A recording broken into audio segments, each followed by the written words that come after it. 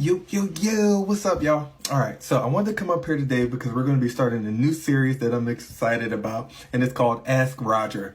And pretty much what that's going to be is exactly what the name implies.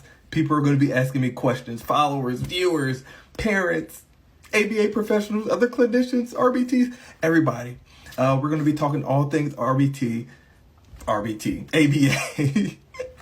So I'm excited.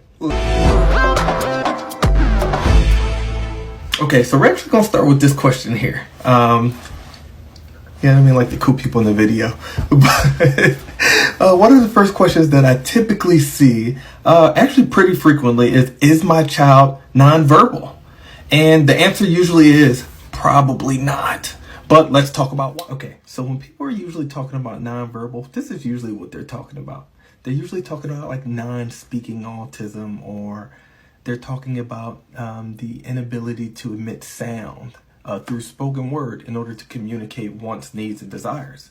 Now, when we get into talking about nonverbal, sorry, that's kind of like a myth. I don't know if it exists, because when we start talking about nonverbal, we get into what we call verbal operants or verbal behavior.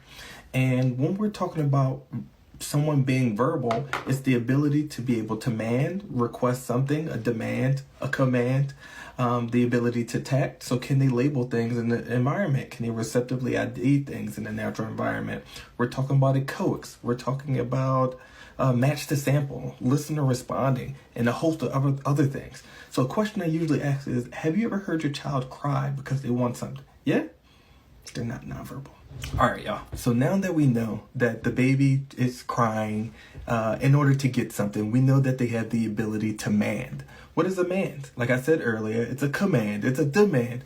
But in ABA terms, it's a verbal operant that's under the functional control of a motivating operation and specific reinforcement. For example, if the child or person is crying because they are hungry, that's a mand.